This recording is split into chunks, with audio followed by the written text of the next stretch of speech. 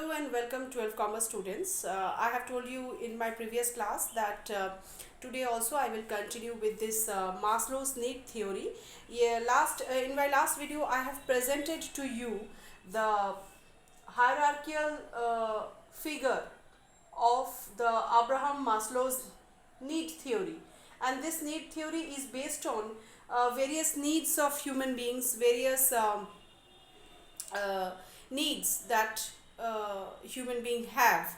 Once the one need, if when one need is fulfilled, the desire for another product, another need arises, and this is human nature.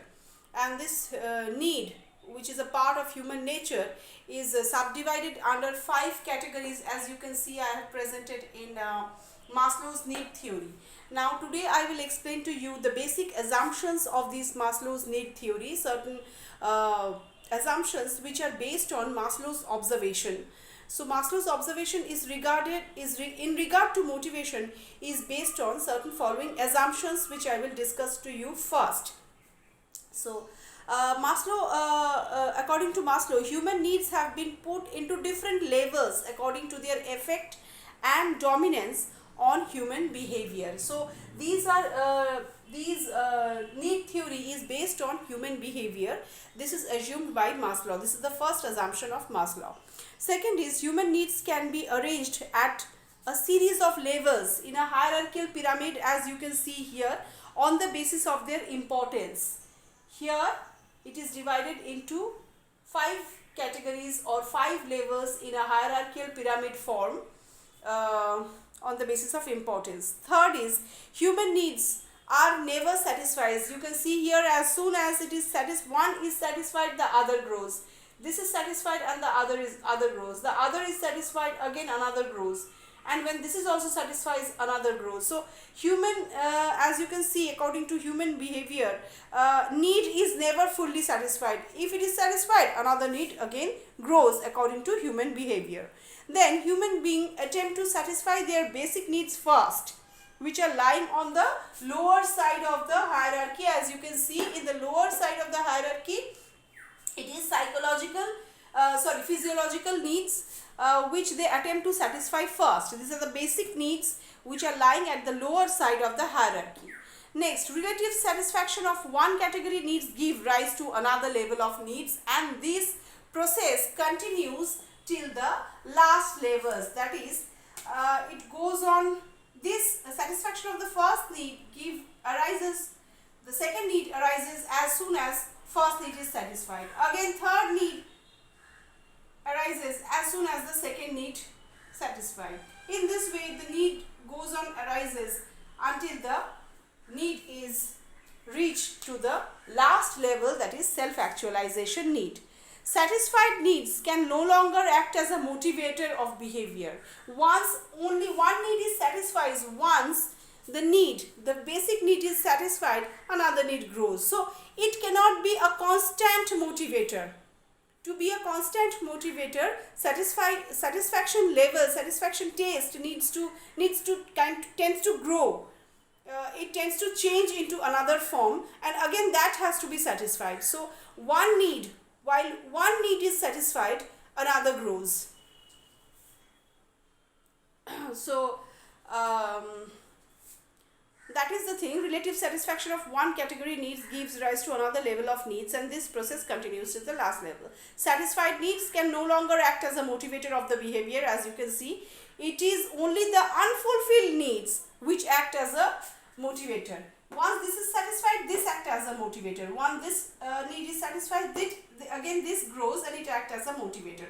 Again, if this need is satisfied, again esteem needs grow, and this act as a motivator. So if one is satisfied, one is fulfilled, that can no longer act as a motivator.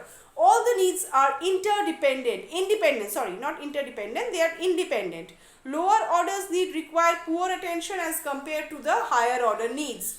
An efficient manager should anticipate each employee's need profile and provide opportunity to fulfill the emerging needs to motivate him who is working in the organization. Now, there are certain criticisms of this need also, of this. These are the basic assumptions of this. Now there are certain, it is criticized also, there are certain criticisms of this need theory. What are those criticisms? Let's see. Maslow's need theory suffers from several limitations. First one is opinion divergence with regard to movement in need of the hierarchy. A divergence of opinion has been noticed as regard to the arrangement of different need tiers in the hierarchy. The need hierarchy may not always follow the same sequence proposed by Maslow. For example, some people may like to lose their job rather than their respect. They do not care about the job security, but take care of their social needs. They tend to satisfy their own ego needs than fulfilling the job criteria. Sometimes jobs become so much hectic for them, or jobs become a burden for their health. So in that case, or it become prestigious issue to continue the job, or some problem arises. In some cases, these motivators may not act according to Maslow. The needs provided by Maslow may not fulfill accordingly. They may not act as a motivator for those who doesn't care for the job, who are so careless and who take importance of their own self-ego rather than taking care of the monetary needs, or money, taking care of the fact that money can act as a motivator. So this is opinion divergence. Next is varying, this is number one, that is opinion divergence.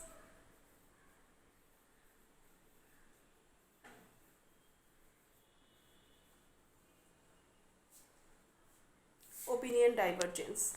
Next is varying dominant motivating force. The dominant motivating force may differ from person to person. In cases of creative people like painters, singers, poets, their self-actualization need may become the dominant motivating force even before their lower level needs are satisfied.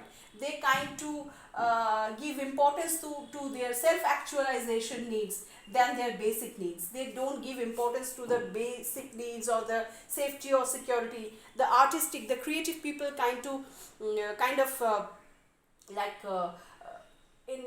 intention to fulfill their self-actualization needs first than any other social needs.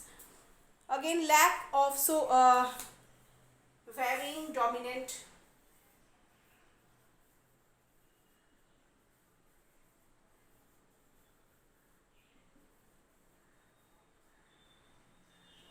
varying dominant motivating force.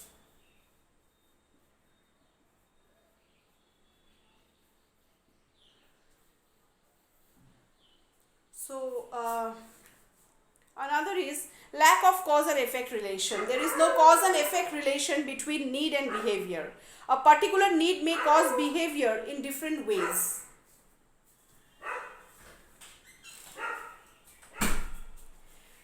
Here in different ways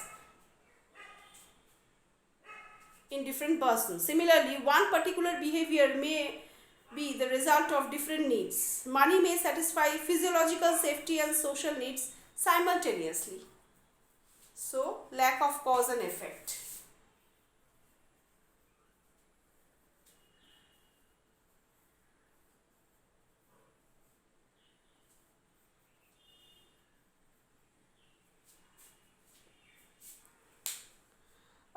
Again, there is a difficulty in generalizing the priority order. The need of priority cannot be generalized in this way. He has generalized the priorities, but it may differ from people to people. So there are in this way many criticisms of this Maslow's, but in general, Maslow's theory is acceptable if we generalize. So these are the criticisms, and I hope you have understood the criticisms and assumptions of Maslow. In my next video, I will come up with a different topic of directing chapter. Till then, goodbye.